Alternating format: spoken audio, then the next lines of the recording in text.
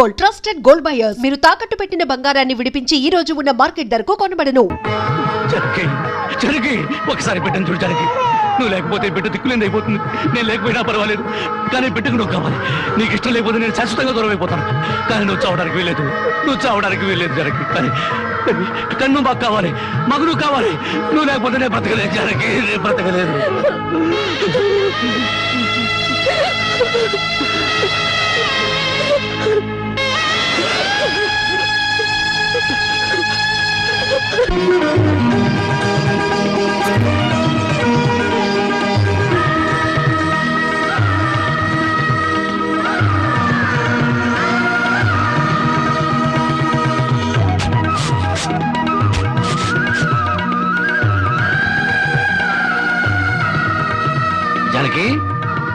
జనకి ఎక్కడవండి ఇవన్నీ? ఎక్కడేంటి, కష్టపడి పనిచేసి తీసుకొచ్చాను. బాగుంటే ఎంత సంతోషించదా? అవును, ఇంతకాలం ఎవరూ మార్చలేని మూర్ఖుణ్ణి నువ్వు మార్చినందుకు చాలా సంతోషించేది. ఇదిగో, నా మొగుడిని మూర్ఖుడంటే నాకు చెడ్డ కోపం వస్తుంది. కోపం వస్తే ఏం చేస్తావు? ఇలా వాటేసుకుంటావు, అంతేగా. ఉండండి, పాపంది. చూడు జనకి, ఈ రోజు నా కూలి డబ్బుల్లో నా బుజ్జి పాపాయికి 5 రూపాయల చాక్లెట్లు, నా ముద్దుల పెళ్ళానికి 5 రూపాయల పువ్వులతో పాటు ఈ సామాన్లు కొనగా ఇదిగో 30 రూపాయలు మిగిలింది.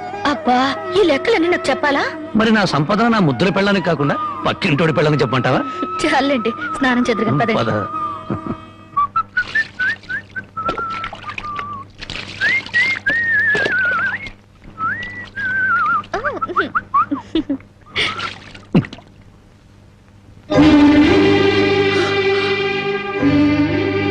ఏంటండి ఇది ఇలా కవిలిపోయింది? ఏ లేదు జనకి, కొత్తగా మూటలు మోయడం కదా, 4 రోజులు పోతే అదే సర్దుకుంటుంది. నువ్వు సోపరుద్దు. ఎప్పుడు రాజకుమారులా ఉంటే మీరు నా కోసం కూలి వాళ్ళ మూటలు మోస్తున్నారు. జనకి, మహారాణిలా ఉండే నువ్వు నా కోసం వస్త్రం లేదు, దాని ముందు ఇదంతా. మనం తలెత్తుకుని బ్రతకడం కోసం తలదించుకుని మూటలు మోయడంలో తప్పులేదు జానకి.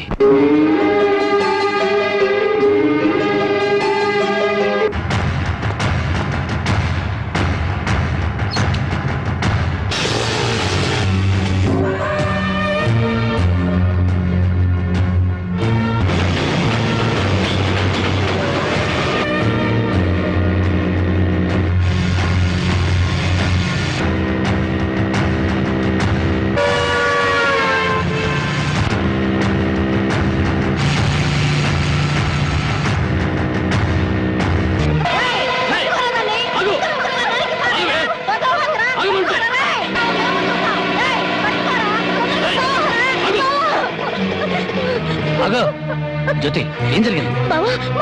చంపబోతున్నాడు. ఏమండి, ఏం చేసిందని అమ్మాయిని చంపబోతున్నారు? ఏం చేసిందా? ఆ పాపిష్టిదాన్ని అడుగు. ఉద్యోగం చేయడానికి దుబాయ్కి వెళితే ఇది బలి తగ్గించి ఒళ్ళు బలిసి ఓళ్ళ మీద పడి సంపాదించడం అలవాటు చేసుకుంది. లేదు బావా, చావునైనా చేస్తాను గాని నిజాయితీ తప్పుకుంటానా? నిప్పులా బతికేదాన్ని నీటి తప్పుతానా? ఏంటే సీతమ్మ తల్లికి వారసులాగా మాట్లాడుతున్నావు? నీ నిజాయితీ ఏంటో ఈ ఊళ్ళో పెద్ద ఎక్కడ చేత చెప్పిస్తాను. చెప్పించండి అత్తయ్య. నిజంగా నేను చెడిపోయిన దాన్ని అయితే ఆయన నన్ను చంపక్కర్లేదు. నా ఒంటి మీద నేనే కిరసనాయిలు పోసుకొని తగలబడి చచ్చిపోతాను. నువ్వు ఊరుకోమా, వీళ్ళ మాటలకేంటి? చూడరాం బాబు, ఏడాది నుండి దుబాయ్ నుంచి ఈయన డబ్బు పంపకపోయినా ఆ అమ్మాయి ఎంత నీతిగా బతికిందో ఆ ఊరి పెద్ద నాకు తెలుసు. ఏంటయ్యా దాని గురించి నువ్వు తెలుసుకున్న నీతి? ఏడాది నుంచి నా కొడుకు డబ్బు పంపకపోతే మెళ్ళో గొలుసు, చెవులు, కారింగులు ఎవడి పక్కన పడుకొని సంపాదించిందో చెప్పు. అతను నేను చెప్తాను. దుబాయ్ లో ఉన్న నీ కొడుకు సంపాదన పెరిగేసరికి బాగా డబ్బున్న అమ్మాయితో 2వ పెళ్లి చేయాలన్న దుర్బుద్ధితో నీ కొడుక్కి లేనిపోని ఉత్తరాలు రాసి జ్యోతి మీద అనుమానాలు తెప్పించావు. ఆ అనుమానంతో నువ్వు డబ్బు పంపకపోయేసరికి 10 మందిలో నీ పరువు పోతుందని రాత్రిపూట మా ఊరిచి కూలి పని చేసి కడుపుకు తిండి కూడా సరిగ్గా తినకుండా డబ్బు దాచిపెట్టి గిల్టి నగలు వేసుకుంది. ఏంటి బాబు, రాత్రిపూట కూలి పని చేసుకుని వెళ్ళేదా? నీ ఒక్కడితోనే చేసేదా, ఇంకెవరితో అయినా చేసేదా? మళ్ళీ ఆ కోత కూసావంటే పళ్ళు నలగొడతాను. జ్యోతి నా తోబుట్టు కన్నా ఎక్కువగా ప్రేమించే ఆత్మీయురాలు. చూడు, ఆడది తప్పు చేయాలని నిర్ణయించుకుంటే ఆమెను 7 సముద్రాల అవతల కట్టి పడవేసిన కట్లు తెంచుకుని వచ్చి తప్పు చేస్తుంది. కానీ ఇతనే నా భర్తని నమ్మిన ఆడది ఎంతటి మహారాజు వచ్చినా సరే కన్నెత్తు కూడా చూడదు. తను కట్టెల్లో కాలిపోయేంత వరకు భర్త అడుగుజాడల్లో నడవాలని చూస్తుంది. తన భర్త ఊళ్ళో ఉంటే అతనితో కాపురం చేస్తుంది. అతను ఊరు వదిలి వెళితే అతని జ్ఞాపకాలతో కాపురం చేస్తుంది. అదేరా భార్య అంటే. ఒరేయ్, అమ్మ చెప్పింది అబ్బ చెప్పాడని పెళ్ళాం మీద అనుమానం పడ్డం కాదురా. నువ్వు చస్తే నీ తల్లి, తండ్రి, అక్క, అన్న అనే శవం మీద పడి ఒకే ఒక రోజు ఏడ్చి కర్మకాండలు తిరగానే ఎవరి దారిని వాళ్ళు వెళ్ళిపోతారు.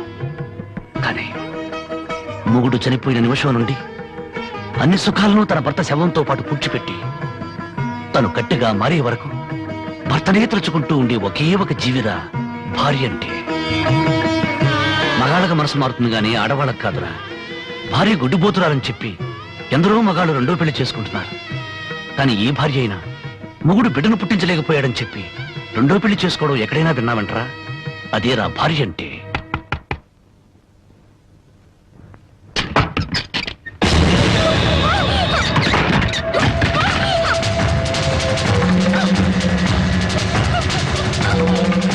అంతెందుకు, నా సంగతి తీసుకో. భార్య తాళి కూడా ఆమె జోదం వాడిని వండరా నేను. అలాంటి నాకు తన రక్తాన్ని ఆమె అన్నం పెట్టిందిరా నా భార్య.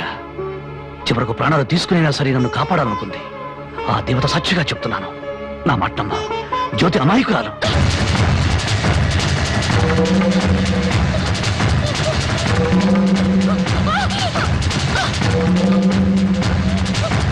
నన్ను క్షమించండి. లేనిపోని అనుమానాలతో జ్యోతిని అవమానించాను. మీరు అడ్డు రాకపోతే మూర్ఖంగా నా భార్యను పోగొట్టుకునేవాడిని. మీ మేలు ఈ జన్మలో మర్చిపోలేను.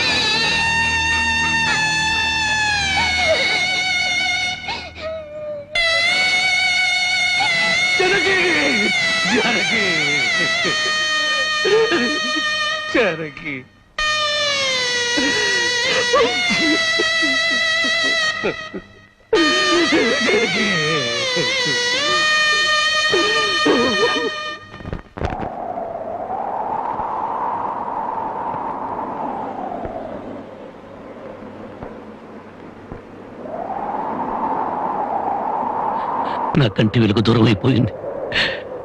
నా కష్టాల్లో, సుఖాల్లో, బాధల్లో, బాధ్యతల్లో నాకు తోడుగా నిలబడి నన్ను మనిషిగా నిలబెట్టిన దేవత అందరంతా ఎత్తుకెదిగిపోయింది. అందుకోలేనంత దూరం చేరుకుంది. ఆమె చివరి మాటకు, చివరి చూపు కూడా నోచుకోలేని దురదృష్టవంతుడయ్యాను. ఇప్పుడు చెప్పు, గృహలక్ష్మిలా నా గడపలో అడుగుపెట్టిన నా ప్రాణ ఇల్లాల్ని నేను చంపుకుంటానా? నా జీవితంలో చీకటిని చంపి వెలుగును పంచిన నా ప్రాణదీపాన్ని నేనే ఆర్పేసుకుంటానా? మీ నాన్న కోట్ల ఆస్తి ఆశ చూపించినా, నా భర్తే నా దైవం, నా భర్తే నా ప్రాణమును నన్నే అంటి పెట్టుకుని నేను పోసే గంజినీళ్లే పంచపక్ష ప్రమాణాలుగా భావించిన మీ అక్కను నేను చంపుకుంటానా? మరి మా నాన్న అలా చెప్పాడే. మీ నాన్న పశువు పారాణతో కూతుర్ని అత్తవారింటికి పంపించాల్సిన మీ నాన్న వాడి మీద పడుకోబెట్టిన కూతురి శవాన్ని చూడడానికి కూడా రాలేదు. పట్టుదల పంతాలతో కూతుర్ని సాధించాలనుకున్నాడే గాని కట్టుకున్న వాడి చేత కురవి పెట్టించుకుని తన ప్రేమను నిరూపించుకున్న సగటు ఇల్లాలి పౌరుషాన్ని మర్చిపోయిన దుర్మార్గుడి మీ నాన్న. అటువంటి వాడి మొహం ఒక్కసారి చూస్తే పంచమహాపాతకాలు చుట్టుకుంటాయి. అంత మాట అనొద్దు. నువ్వెందుకు వచ్చావు? క్షమించు బాబు. నా కూతురు నీతో కాపురం చేస్తూ ఆత్మహత్య చేసుకోవాలని ప్రయత్నించిందని తెలుసుకున్నాను. అందుకే దాని చావుకు కారణం నువ్వేనని అనుమానించారు, ద్వేషించారు. కానీ నువ్వు చెప్పే వరకు నిజం నాకు తెలియదు బాబు. తెలియకుండా నిన్ను అనుమానించినందుకు నన్ను క్షమించు బాబు. మరి నా బిడ్డ చావుకు కారణం. ఇంకెవరా? పావుకు పాలు పోసి పెంచినట్టు పెంచావే నీ మేనల్లుడు, వాడే మా బ్రతుకుల్లో విషం కెక్కడని నా అనుమానం. నాయనరుడా? అవును, వాడిని జైలుకు పంపావని నా మీద, వాడికి దక్కలేదని నీ కూతురు జనకి మీద కచ్చికట్టి ఉంటాడు. అందుకే వెతుకుతున్నాను. నా అనుమానమే నిజమై వాడే నా తల్లిని చంపింది నాన్నని నా కూతురు వెలితో చూపించిన క్షణాన వాడు బ్రతకడు. వాడిని ముక్కలు ముక్కలుగా చేసి నా జనకి సమాధి మీద చల్లుతాను. బాబు, ఇంకా ఎందుకు ఈ పగలు ప్రతీకారాలు? ఇప్పటికే పసిపిల్ల తల్లి వేడిదయింది. నువ్వు కూడా జైలుకెళ్ళి తిరిగి దూరం అయిపోతావా? క్షమించండి, ఈ ఆవేశమే నన్ను ఇప్పటిదాకా బ్రతికించింది. ఈ ప్రతీకారమే నన్ను నడిపిస్తోంది. నా జానకిని బలిగున్న ఆ దుర్మార్గుడు చావు కళ్ళారా చూసేదాకా ఈ నడక ఆగదు. ఏమిట్లా నువ్వు చెప్పేది? మామాలుడు ఇద్దరు ఒకటైపోయారన్నమాట. ఇప్పటికే ఆలస్యం అయిపోయింది. రేపు మన ఊళ్ళో జరగబోయే జాతరలో ఆ రాంబాబు గారు నా కోసం తప్పకుండా వెతుకుతాడు. అక్కడ జాతరలోని అమ్మోరికి బలిచ్చేది మేకల్ని పోతుల్ని కాదు, ఆ రాంబాబు గారిని, వాడి కూతుర్ని.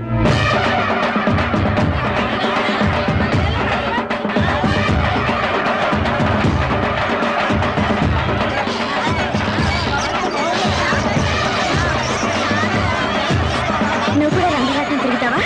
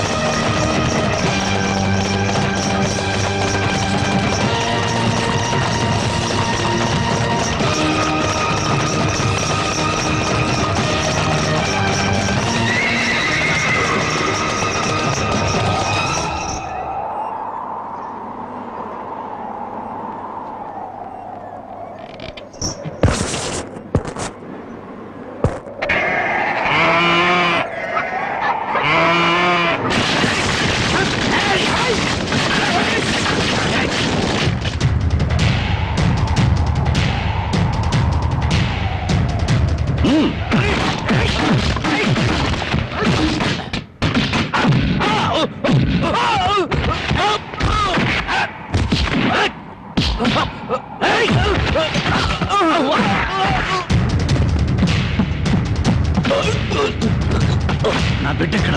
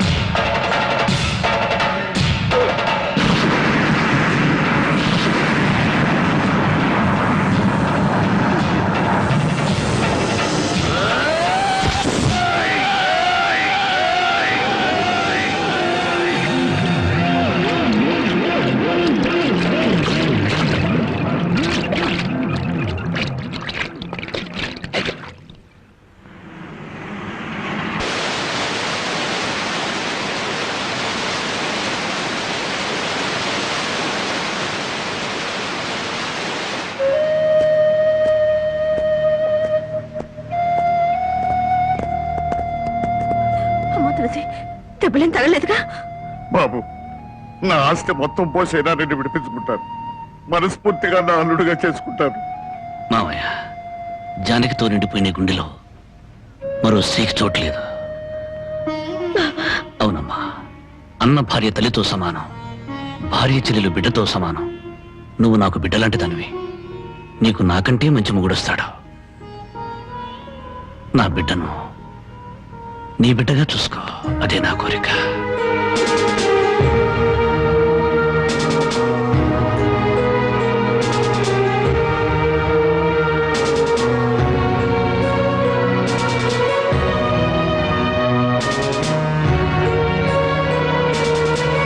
And for more videos, Please subscribe to iDream. Please subscribe to iDream. Please subscribe iDream. And please subscribe to iDream. For more videos, subscribe to iDream. please like, share, and subscribe to the channel. Congratulations, iDream. Subscribe to iDream.